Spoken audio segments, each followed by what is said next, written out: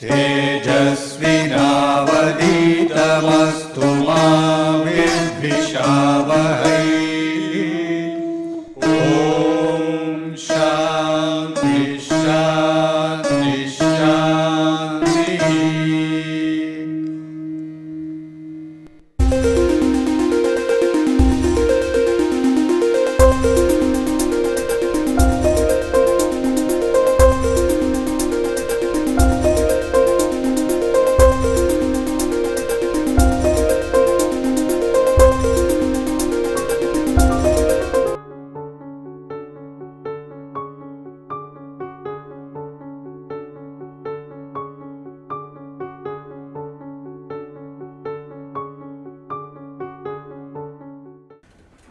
We have seen so far a few general properties of dynamical systems.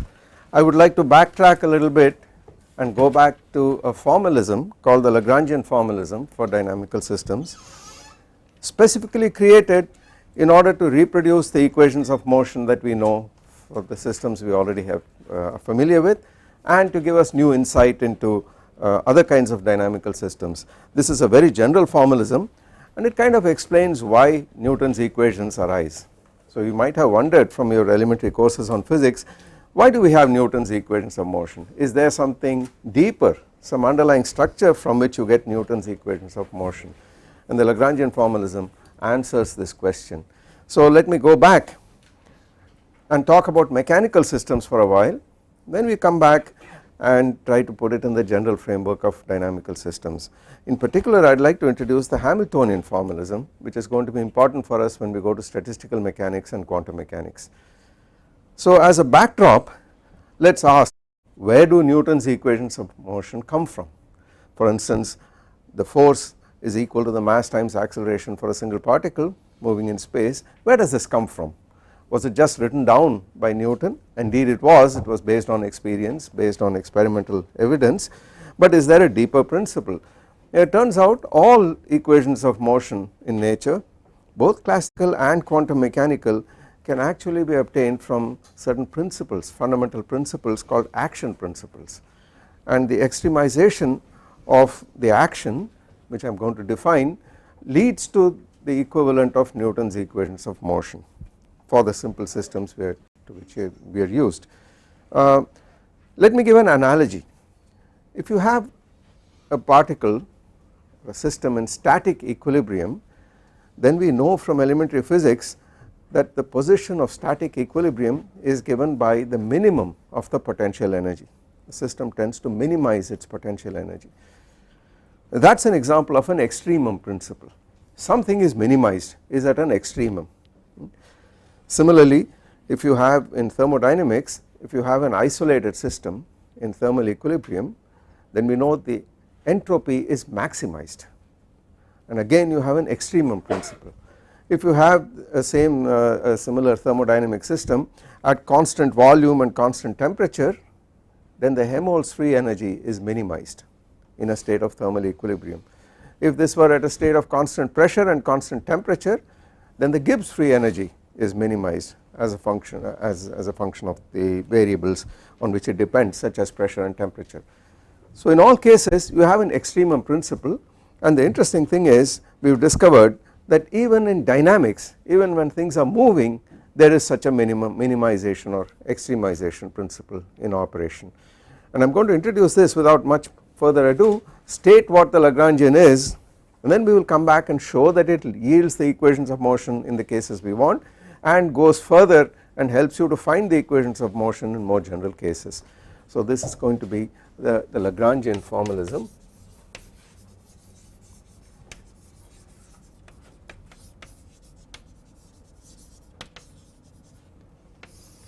And we have in mind a system described by a set of generalized coordinates q, q1, q2, etc.,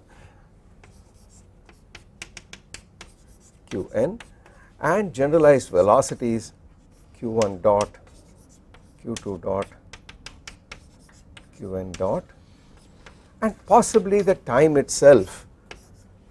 You have a function L, which I will call the Lagrangian, which I will write down as we go along.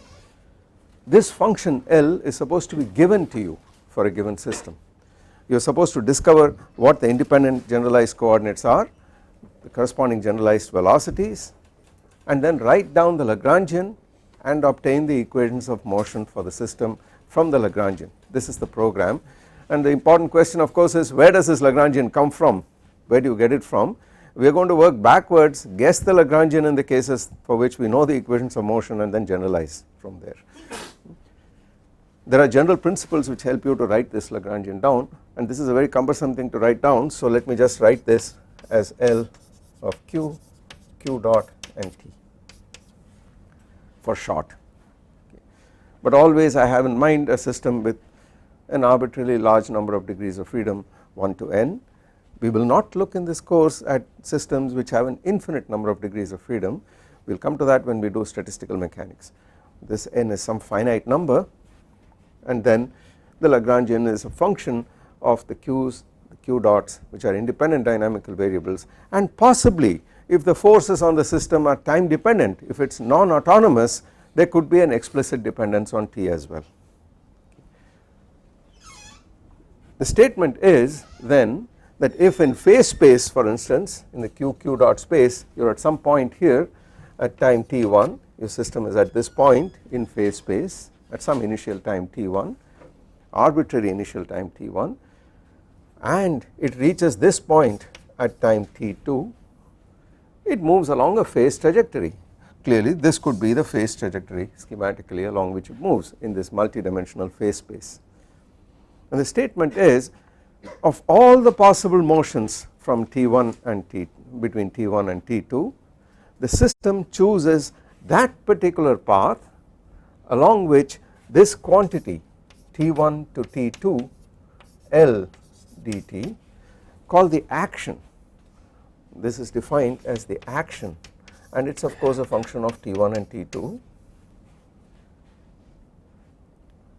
It chooses that path for which the action is at an extremum, not necessarily a minimum in all cases, could be a maximum also in certain cases, but we will call this the principle of least action, because in most of the cases in which we are interested it is going to be a minimum. Okay. So it could have chosen this path for instance, or it could have chosen that path, but it chooses that path, that trajectory, phase trajectory, along which the action is at a minimum, is extremized, which means that the path is determined by saying delta of integral t1 to t2 L dt equal to 0, where this stands for a variation of this quantity.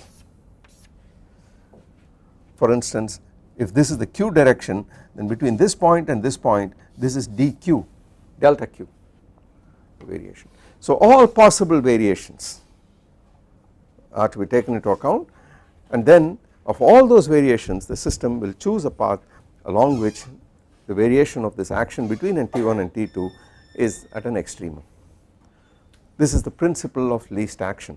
I am not going to try to justify it here or prove it, but this is what experience tells us, that this is what leads to the equations of motion. It is very satisfying, because just as in all static situations you have a certain minimization, something is minimized, the potential energy is minimized, you are at a minimum of the potential. Similarly you are at a minimum of something else even when you are moving, and it is the action. Now this leads to equations of motion, because it is really a statement which tells you how the system is going to propagate from this time to this time, along which path.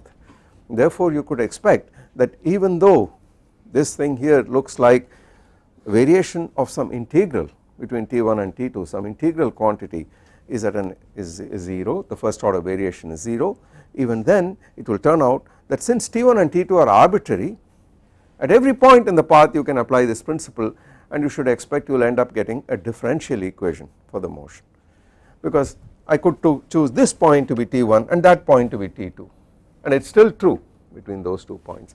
So the action is actually extremized all the time, so to speak, and therefore you are going to end up with a differential equation. And how do you do that? Well, the algebra is quite simple.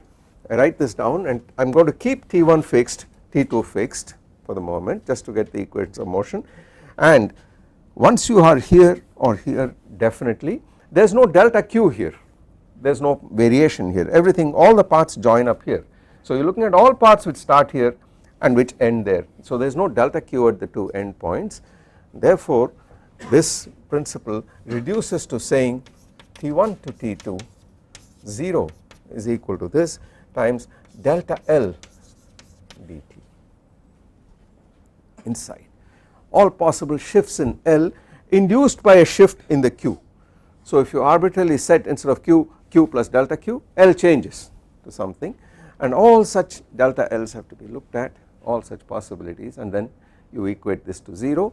But this is easily written down as T1 to T2, L depends on these variables, therefore this is delta L over delta q. By the way, I have n degrees of freedom, but just for simplicity of notation I am going to write this thing as q, so it is understood that there is a qi here each time, and all the i's are independent, so they vary independently. I will call them collectively this. This stands for summation over I delta L over delta qi okay, plus delta L over delta q dot. Remember these are independent variables, that was our big lesson, motion is in phase space, and then delta q dot times dt. Time is not a dynamical variable, time is the arena in which the dynamical variables vary in this way of looking at things, and so there is no question of varying time, there is no delta t, and the point is that you have assumed you are looking at only those variations where there is delta q here and at this point are 0, and in between you allow for all possibilities. So this is the equation you get, but then remember this delta q dot equal to delta of dq over dt this fashion, and the operation of differentiation with respect to time has nothing to do with shifting this q, the fiducial shifts in the q. Those are not dynamic variations, those are just arbitrary shifts, arbitrary variations. These two operations have nothing to do with each other, and therefore this is the same as d over dt of delta q. These two quantities commute, they have nothing to do with each other, and once you put that in, this equation of motion reduces to integral T1 to T2 dt, and then inside the bracket you have delta L over delta q plus delta L over delta q dot d over dt of delta q. This is 0.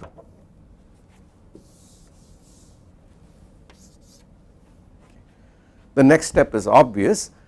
I would like to pull out, sorry, there is a delta q sitting here,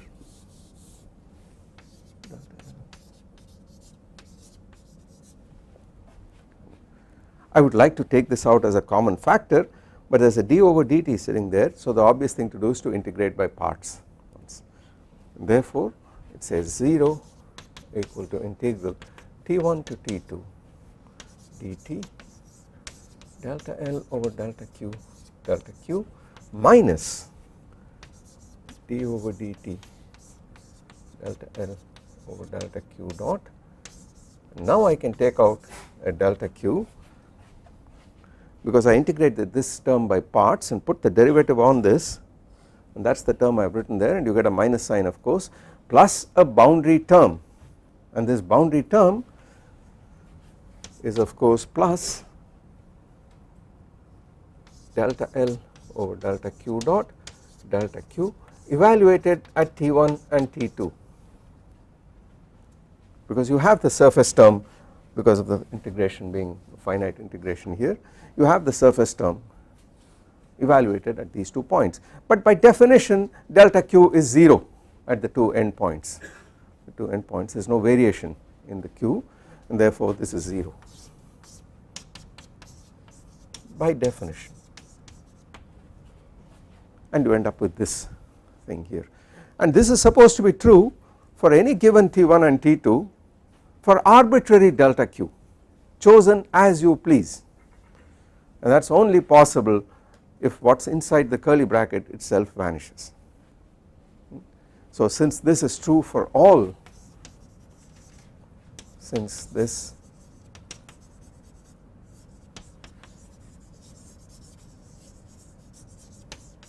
for arbitrary delta q, we must have delta L over delta q, oh sorry, once I have the thing outside I do not need that here, minus or equal to d over dt delta L over delta q dot, and let us restore the I.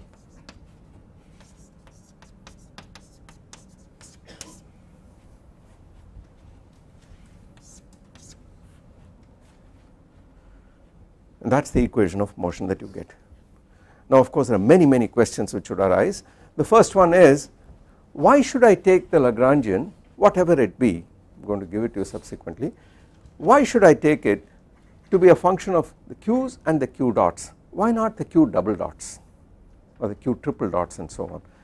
Now my statement is that we are going to assume that the dynamics is described, occurs in phase space, and the independent dynamical variables for any system are the generalized coordinates and the generalized velocities, and everything else is derived from it. Newton's equation already tells us this is true, because Newton's equation says something about the acceleration, and that is determined by the force that you apply on a system. On the other hand, the position and the velocity can be specified by you independent of what force you apply, and therefore they are the independent variables. Independent variables are always things which you are free to specify, and everything else is determined by the rules of the game. And therefore that experience has been taken over and generalized to many other situations, and it seems to be true in most cases that we can think of. And in those cases where it is not true, you can answer why it is not true, because you have not included the right number of variables. There are some few exceptional cases where you would have a q double dot also as an independent variable, but in most cases it is just q's and q dots. When we study Hamiltonian dynamics, we will see this in a little more deep fashion as to why it is just q's and q dots and not positions and momenta and not anything more. That is the way it turns out to be. Of course mathematically you could allow for q dots and q double dots and triple dots and so on. If I had a q double dot, for example, L was q, q dot and q double dot, then there would be a term delta of q double dot. Again I would remove the time dependence by integrating by parts. I would have to do it twice, and if you did it twice you would end up with a plus sign, and the plus sign would lead to a plus d2 over dt2 delta L over delta q double dot, and that would sit in the equations of motion. You could go up to n derivatives, any number of derivatives, and they would alternate in sign as you go along. This does not happen a whole lot of times, so we are not going to look at that. There are some classical problems where it does happen, where there is dependence on the acceleration as well, but as I said before, the majority of systems do not have this behavior. These equations, these are the equations of motion that we are going to deal with. They are very important. They are called the Euler-Lagrange equations. What is L? Yeah, next thing is to tell you what is L. That is the $1 million question. What is L? Now as I said, we have to write down L. This is the whole point. For a given system I have to write down L, and I do this by experience, but we will use a trick. The cases which we already know the equations of motion, Newton's equations, I am going to tailor an L to produce those equations of motion, and then I will generalize it after that. And it turns out that in a whole lot of problems, conservative problems without dissipation, L turns out to be the difference between the kinetic energy and the potential energy. This is not a formula for L, it is just one possible expression for L which yields the correct equations of motion.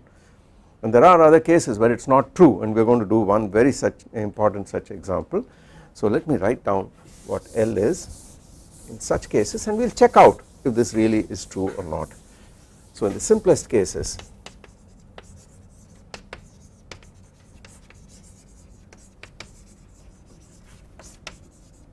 without friction, without dissipation,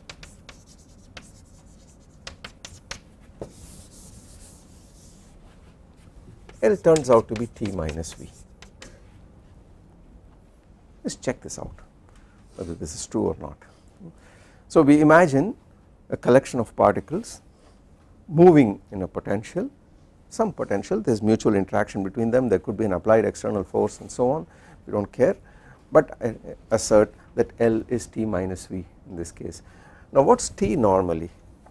Let us look at a case of a set of particles whose coordinates are specified by q1, q2 up to qn, and the kinetic energy is easy to write down.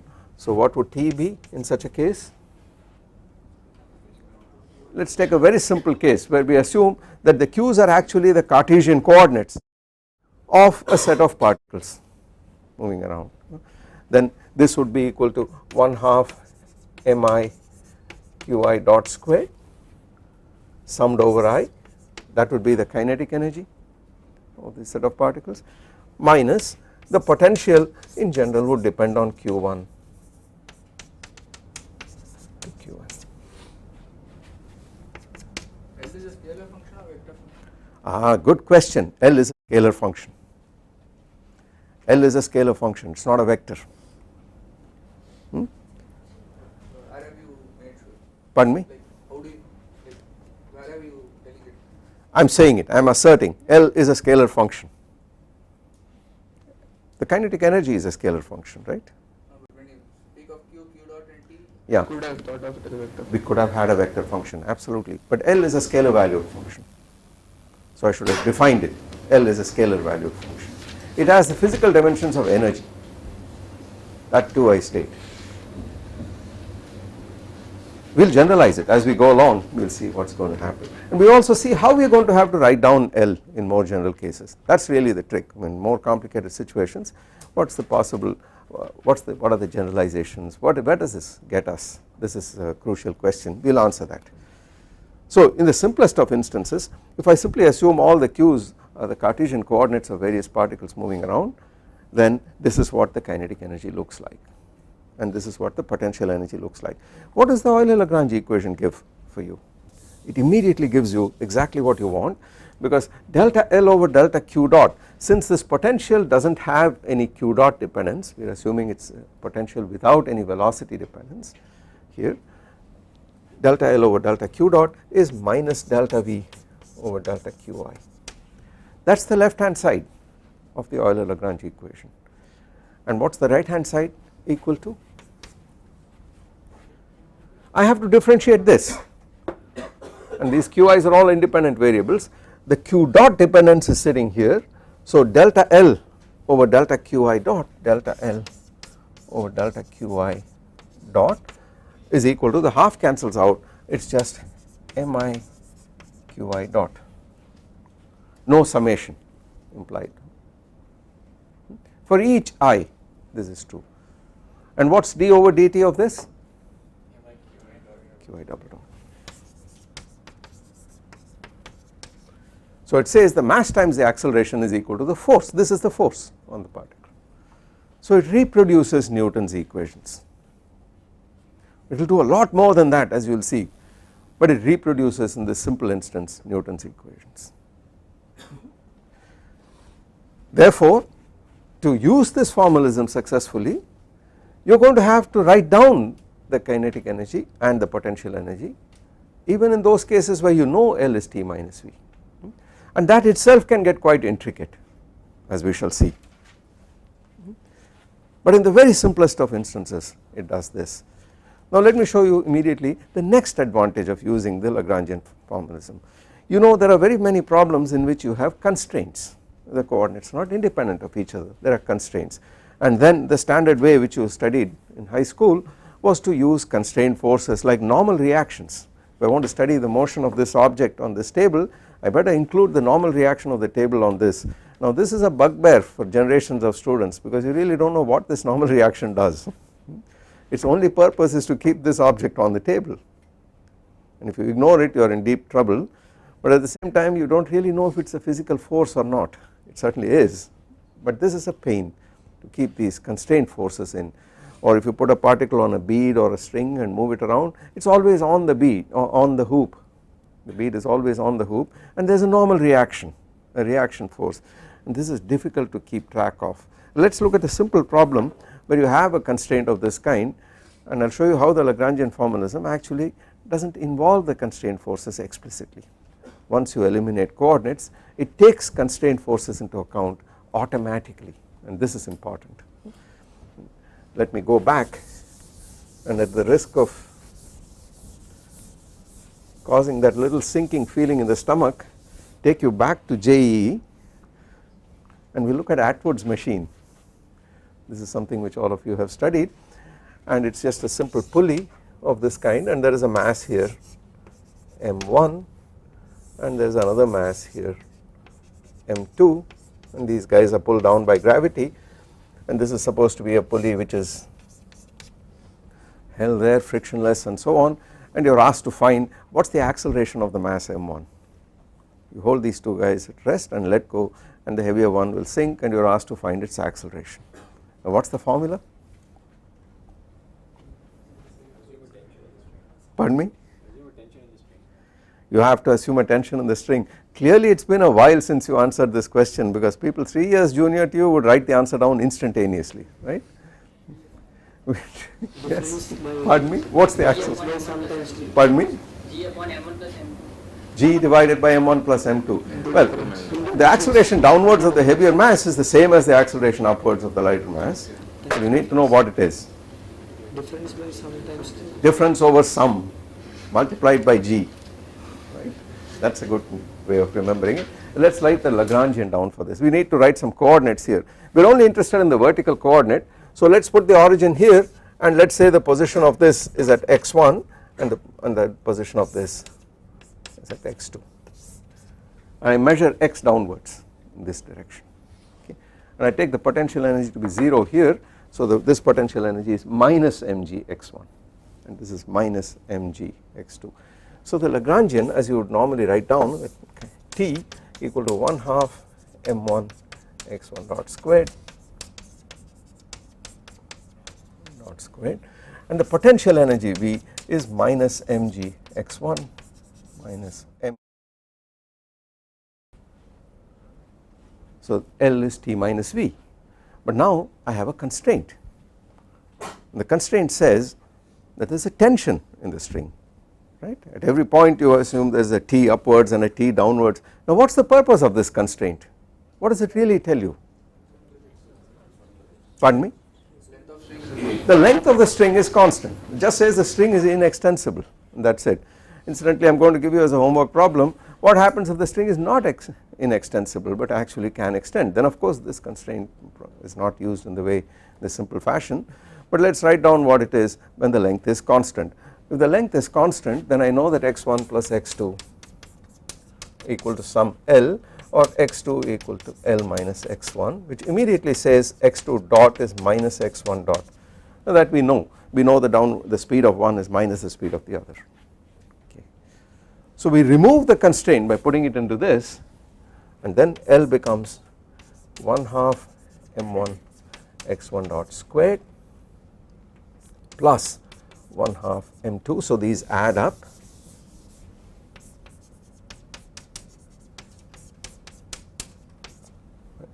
minus V, so that becomes a plus m1 g x1 plus m2 g x2, but x2 is L minus x1, so you will permit me to write this as m1 minus m2 g x1, and then there is a minus a plus m2 g L.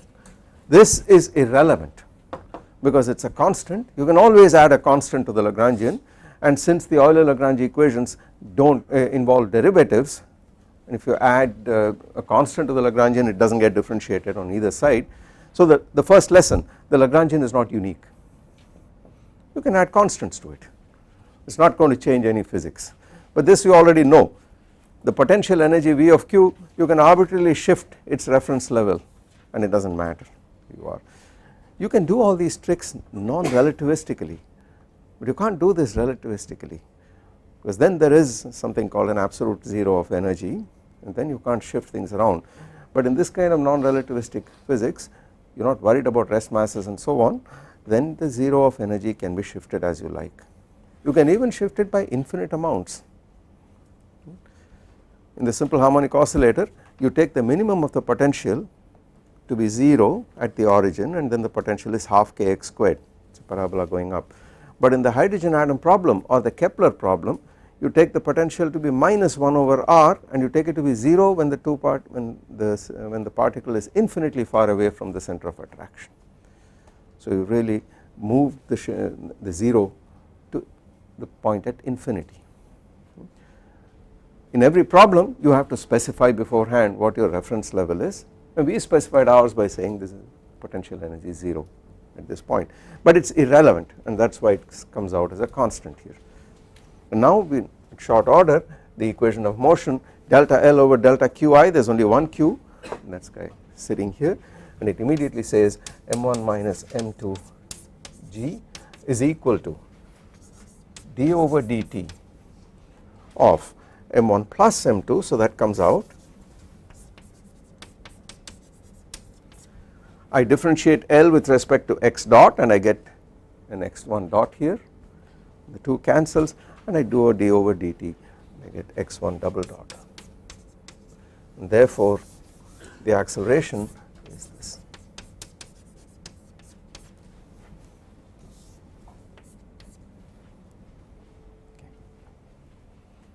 So I did not introduce a constraint force at all.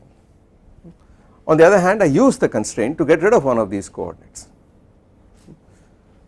We will see with further examples, this is one of the real advantages, the real power of the Lagrangian method. You do not have to explicitly introduce constraint forces.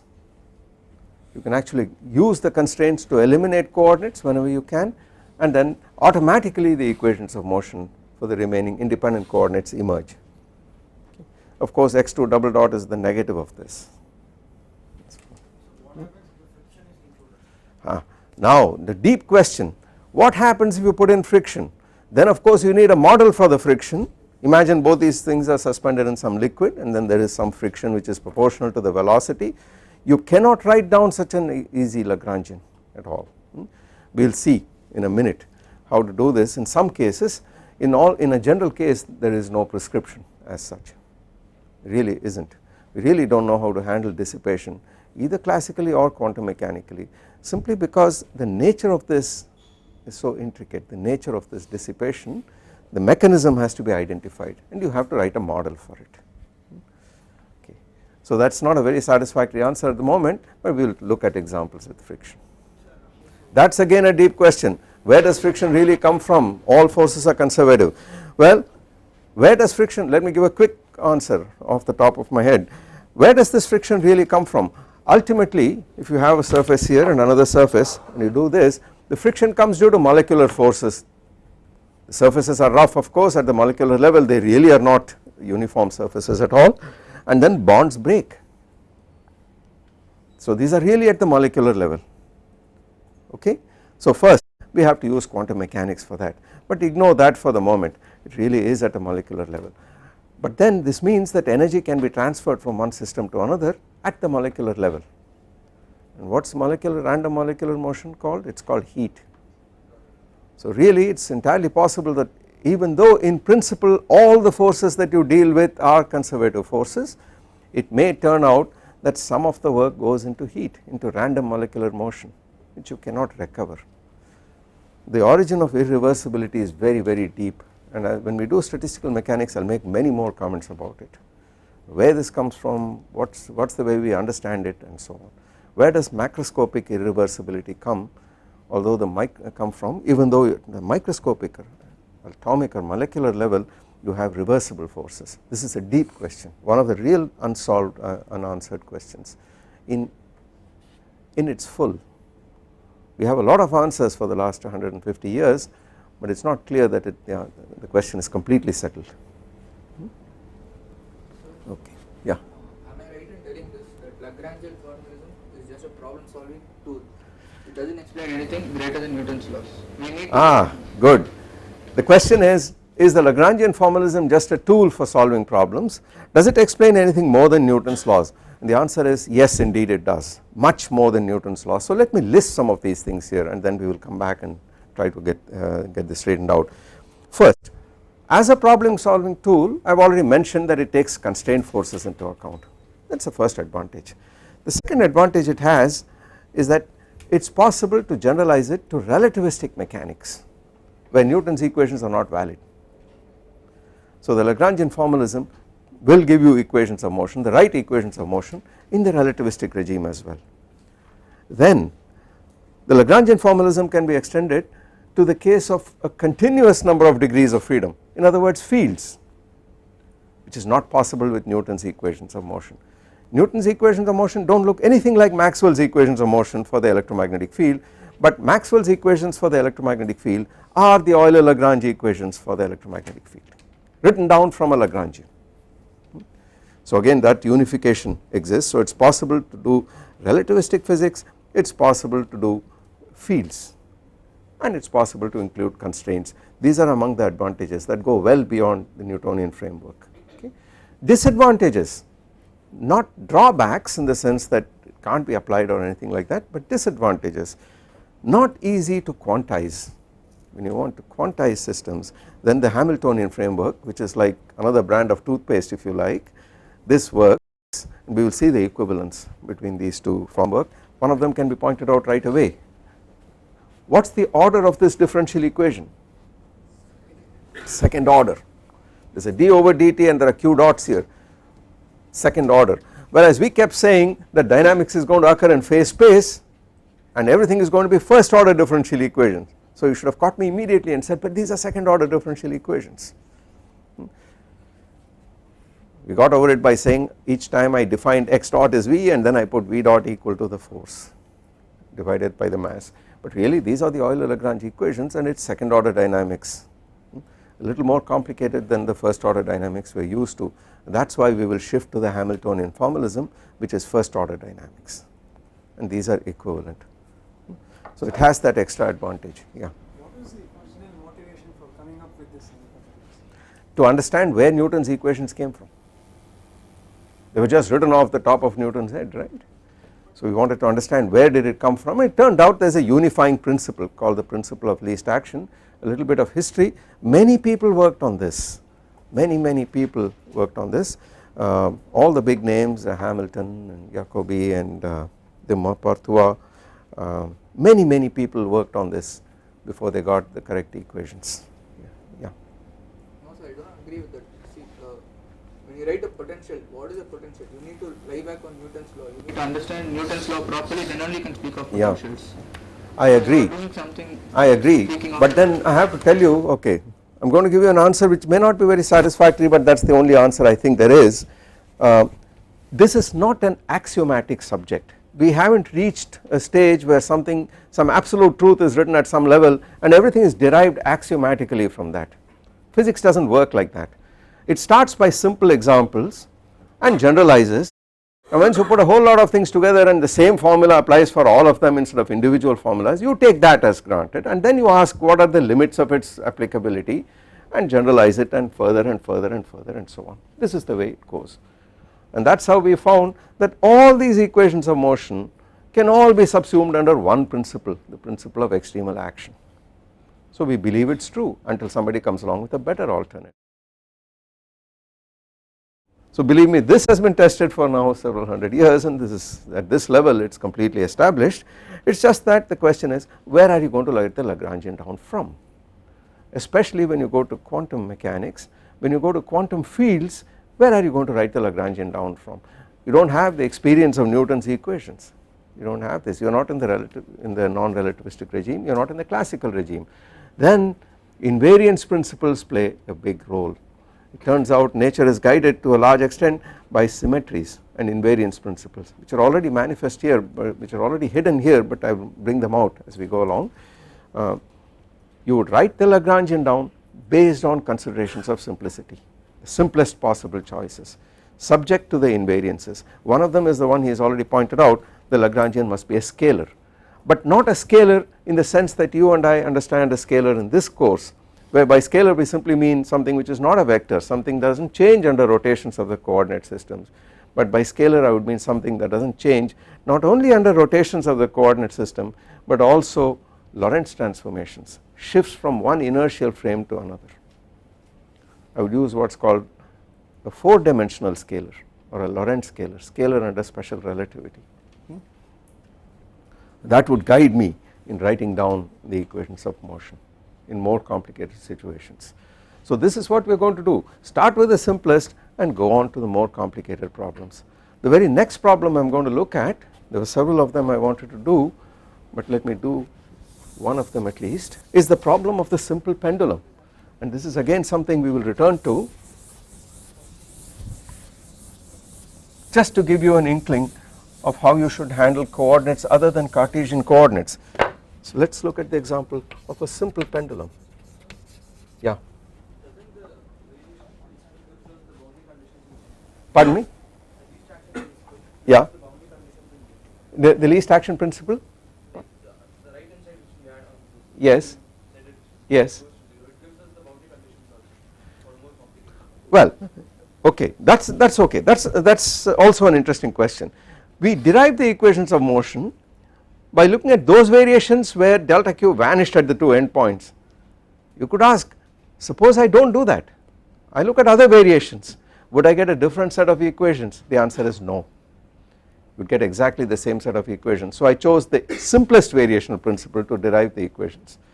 You can generalize it, you can look at arbitrary variations and the Euler-Lagrange equations do not change. So that is it. Yeah. So a typical differential equation kind of indicates causality, where you have an initial condition and you predict what's happening. In this action principle, you have two conditions and you are trying to find out which path it took. Yes. Okay. I think what he is trying to say is a very, very interesting question once again. It looks like I have time t1 here and time t2 tomorrow, and now an integral from t1 to t2 is what is being minimized. On the other hand, the system does not know what is going to happen tomorrow right now. So how does it do it? And that is the reason you end up with a differential equation. So it is really a local object, it is really going from one instant to another. Remember, the action principle was true between any t1 and any t2. So you could slice up the time between t1 and t2 into intermediate intervals, and for any two of them the motion would again be along an extremal action path. So that is the way the differential equation is obtained. Okay.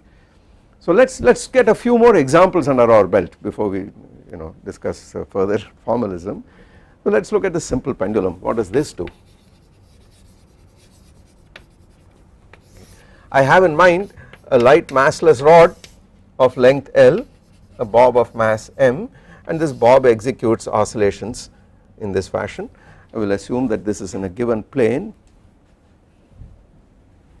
and it is frictionless, and the oscillations occur with some angular displacement theta, and I will take this to be 0, theta is 0 at the vertical position. So what is t in this problem? This is a light massless rod, so the only mass is here, and the kinetic energy is just the kinetic energy of this bob, and what is that equal to?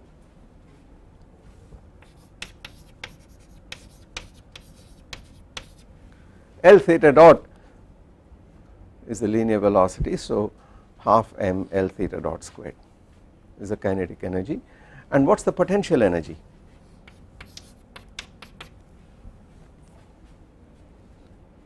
Again, let us assume the potential energy under gravity to be 0 when it is at the lowest position here, and then at a given theta this is the amount by which it has been raised, and therefore it is mg times that height there, and b therefore is mg L into 1 minus cos theta, right. So the Lagrangian is equal to 1/2 m L squared theta dot squared minus mg L plus cos theta, and the Euler-Lagrange equation of motion says delta L over delta theta, which appears only here, is equal to d over dt of delta L over delta theta dot, which will give you mL squared d2 theta over dt2 is equal to the derivative of this, which is equal to minus mg L sine theta, or theta double dot is equal to minus g over L sine theta. Okay. That is the equation of motion of the simple pendulum. That is the exact equation of motion. Are these harmonic oscillations? Are these harmonic oscillations? Is this simple harmonic motion? No. Only for sufficiently small theta, when you can approximate sine theta by theta, then of course it is the simple harmonic oscillator problem with a natural frequency which is square root of g over L, and the time period is 2 pi root L over g. Otherwise it is not true. Is this a linear problem? Is this equation of motion linear? Highly non-linear. The sine theta here has all powers of theta from 1 to infinity. How small should theta be in order that you can make this linear approximation? How small should it be? 4 degrees, 6 degrees, 0 of course, then of course it is exactly true. He says 0, I think that is pretty funny, right? So we are going to laugh at him for a while, but then we find that the laugh is on his side of the fence. How small should theta be? That depends on how accurate you are. Absolutely. It depends on, I am very happy to hear that this class does not give me the answer that it should be 4 degrees, some other states it is 6 degrees because some guy wrote a textbook saying it should be less than 5.5 degrees and so on. This is meaningless, it depends on your accuracy. You are after all neglecting theta cubed over 6 compared to theta in the sine expansion, and therefore you can easily find out how small should theta be in order to give a precise particular, you specify an accuracy and I tell you how small theta should be. If you want 1% accuracy, it has to be much smaller than if you want 10% accuracy, and if indeed you want complete accuracy you have to do what he does, namely put theta equal to 0, only then are these two exactly equal to each other. But otherwise it is not a linear problem, but for sufficiently small theta to some prescribed degree of accuracy this becomes a linear equation. Then you can solve this. This equation as it is also is solvable in explicit closed form, but the solutions are called elliptic integrals, and the time period increases as the amplitude increases, unlike the case of harmonic oscillations. This equation is very profound, it occurs in many parts of physics, not with a g over L, some constant here. It is called the Sine-Gordon equation in the simplest version, but we will not look at it right now. What is the phase portrait of the simple pendulum going to look like? What is that going to look like? And let us quickly do that, because remember this is a rod, it is not a string, it is a rod, and I am going to assume that it can actually go around all the way. So you have oscillations, and then you could also have complete rotation that goes around. What does the phase portrait look like? Well, at least in the theta dot plane. So here is theta, here is theta dot. What would it look like? It depends on where the critical points of the system are. Where are the critical points of the system? Well, let us write it as we should really write it in terms of two variables. Well, I will not do that for the moment, I will come back and do it in the Hamiltonian framework, but it is clear that the speed theta dot, the angular velocity is 0 at equilibrium, and you are at a minimum or maximum of the potential. What does the potential look like incidentally, this potential?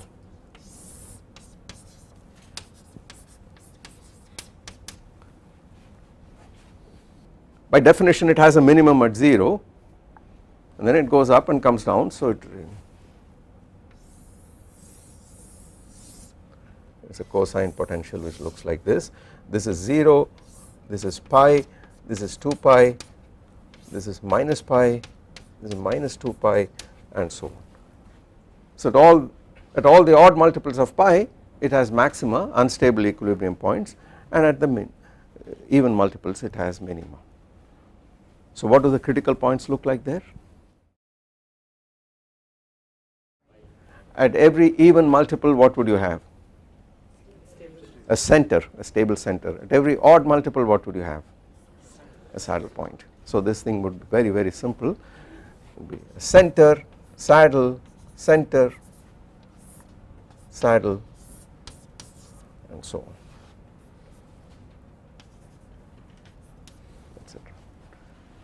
and you would have small oscillations about this point or this point or this point. So this pendulum could have small oscillations about 0, or it could have been rotated once and then about 2 pi it has small oscillations and so on. They are all equivalent points, so etc. You could have an oscillation which starts at minus pi and goes all the way to plus pi, but does not quite tilt over and then go back. So that oscillation would correspond to starting a little bit here, going all the way up there and then going back. And of course as the restoring force goes to 0, it is going to take longer and longer to crawl up to equilibrium. So you really eventually would have larger oscillations, amplitude oscillations, and then a separatrix, and there would be a separatrix from this point to that and one from that to this and so on. So 2 guys going in, 2 guys coming out, going in, this goes out. So as the energy of the pendulum is increased, if this is the energy, you could have periodic motion in this well or this well or this well and so on. Those are those closed orbits. As you go up to the critical value, and what is the value here? What is the critical value of the energy at the separatrix? It is the maximum of this potential, it is equal to 2 mgl. At that value you have these separatrix solutions. This is again a cycle, but it is not a homoclinic cycle because there are 2 saddle points, it connects 2 saddle points. What would you call this? It is not a homoclinic cycle, so you call it a heteroclinic cycle, right. But it is very similar to the kind of picture we saw for a single maximum and a minimum. What happens for energies greater than 2 mgl? What happens if I give this much energy? Well, it is clear this fellow can escape over the barrier and make rotations, but of course every time the potential energy is very high the kinetic is low, and every time the kinetic is the potential is low the kinetic is high. So you would have this kind of, and on this side you have this kind of behavior. What do these open orbits correspond to? What kind of motion? Rotational motion, rotational. And what do the closed orbits correspond to? Oscillatory motion. Both are periodic, but one of them is oscillatory and the other is rotational. Open trajectory, E greater than E sub s, rotation.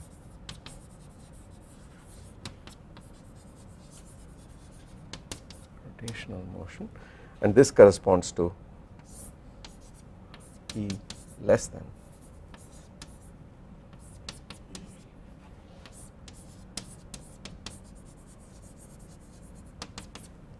Oscillatory motion. What happens to the time period as you go towards the separatrix? What would be the time period on the separatrix? Infinite, infinite, absolutely right, infinite. Can we show this in a simple way? It is actually infinite. Can we do this in a simple way? You would have to write the formula down for the time period, and you want to ask how long does it take to say go from here to here, and the answer is it is going to be infinite, because it is going to crawl from this point up there, that point, and I am claiming that this is going to take an infinite amount of time, because the time period t is going to be proportional up to pi d theta over theta dot. You have to hit the value pi, and you have a theta here and a theta dot here, and what does this theta dot look like?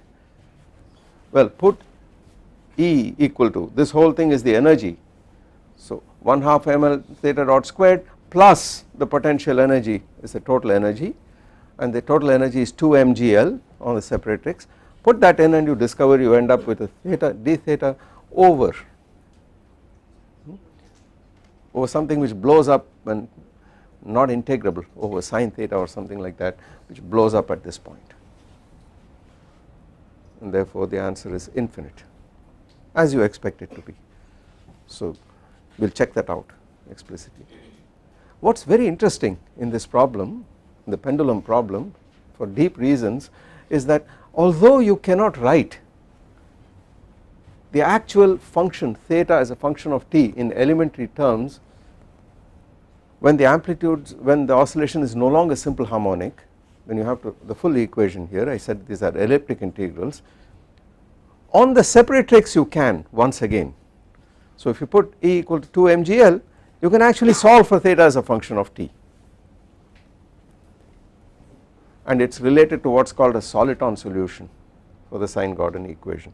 So I am going to give this as a homework problem. Even the simple pendulum, as you see, has very deep physics in it, buried in it. This equation here in particular appears over and over again in applications, a huge number of applications in generalized form. We will try to see, we will see if we can encounter some of these. Okay.